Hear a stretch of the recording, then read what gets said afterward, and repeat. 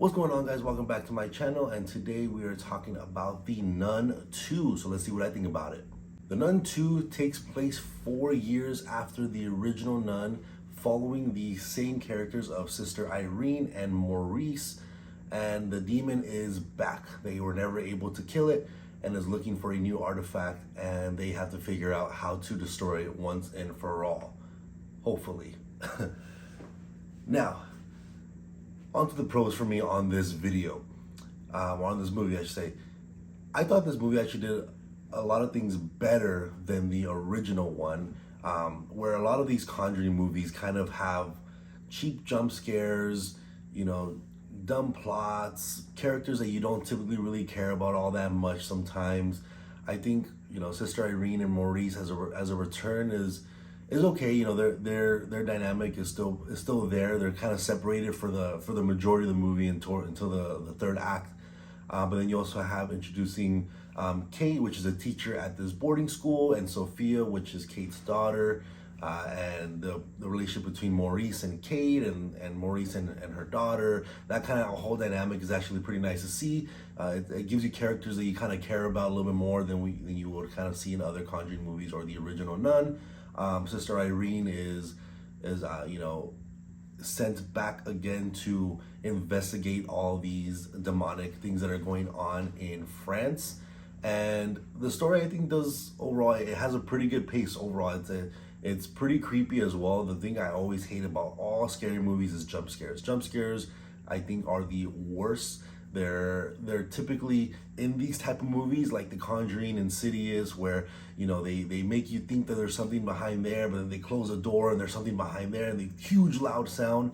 This movie doesn't really do that often. Maybe there was 2 jump scares that I thought were kind of obnoxious, but besides that, everything else seemed pretty suspenseful. This one definitely had a more intense feel to it than anything. When you see the nun, the entity of Valak in the kind of background, there's not that many jump scares. It's kind of more just her in the shadows.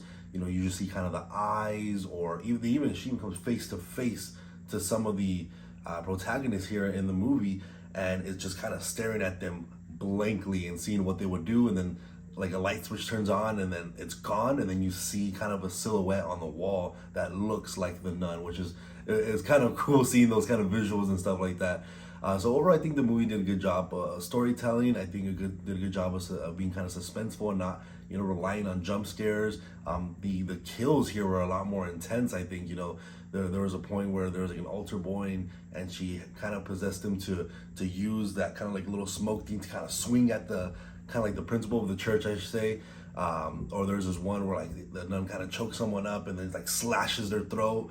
So it felt a lot more like a slasher in a way at certain points, but I think it kind of benefited from that, and the actual intensity and the creepiness of the movie, was due to that, and not having to rely on a bunch of jump scares like it did previously.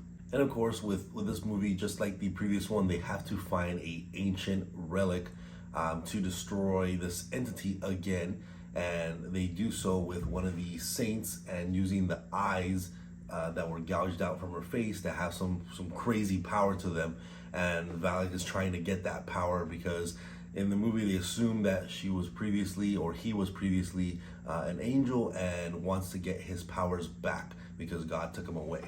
And I think this movie did kind of a little bit better job. I always say in movies like this that why don't good entities come to assist, and I feel like in this one it kind of does in a way. It's implemented a lot better, and I think having that power versus power, because a lot of times with this stuff it's like this demonic being, and you have these regular people that can talk to spirits or see visions and stuff like that trying to fight. This one kind of felt a little more even, where Sister Irene had the opportunity to gain some kind of angelic power to destroy the nun in this time. And another cool thing visually, I think, is that there's a scene where there's these barrels of wine, and Sister Irene does this prayer to make the barrels of wine into the blood of Christ.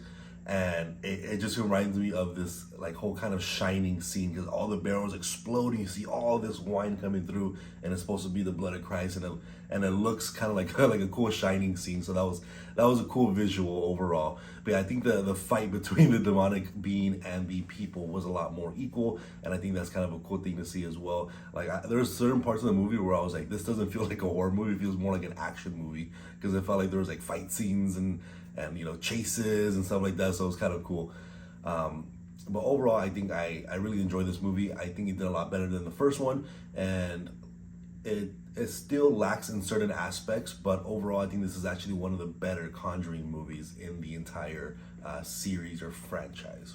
Now, moving on to the negatives for me, not too much here. I think one of my biggest gripes was because they put the entity so much more in the kind of limelight of this movie, you don't get as much creepiness as you do in other Conjuring movies or the previous Nun. Like I said, a lot of times they use jump scares to kind of help that intensity. And with this one, they did leave her in the shadows, but there were a lot of instances where, you know, the light was fully shining the nun's face, and you can plainly see what it looks like, and that can kind of take the creepiness out of it. But that's okay, because it was a lot more intense, right? There was a lot more of intense faces, more demonic stuff happening. There was bigger scenes, bigger explosions and stuff like that. So overall, it still did a good job of entertaining me. But I think the horror aspect of the actual Demon of Valak kind of gets taken out of it because of how much more exposed the actual demon is on this one. But overall, I think the movie did a pretty good job. Not too many complaints here for me. I think the movie did also really well, having just kind of a little bit under a 2-hour runtime. There's not too much to explore here, because overall the concept of the story is still the same. So that's probably another con for me as well, is that it just retells what happened 4 years prior in the previous movie. And that's really all it does. You know, this demon wants something, and you have to find this ancient, you know, relic to destroy it. And that's overall what the story really is. There's not too much more beyond that. But overall, I think the movie was fairly entertaining. I really enjoyed it. It was creepy at certain points. It was really actiony at certain points. I think it kind of fell in a wide spectrum of viewers. So I think it did really well. So I hope you guys enjoyed the Nun 2. Let me know what you guys thought down below. If you've seen it already, if you haven't, go ahead and check it out in theaters. I thought this movie did a really good job as a sequel to the original Nun, and is a good entry to the Conjuring franchise. So for me, I'll give this movie a 7.5 out of 10 in the entertainment scale. And remember, guys, if you guys like talking about anything movies, video games, or TV related, consider subscribing down below. Make sure to like this video so I can continue doing these reviews for you guys. And that'll be it for today at Leo's Nerd Talk. Thank you.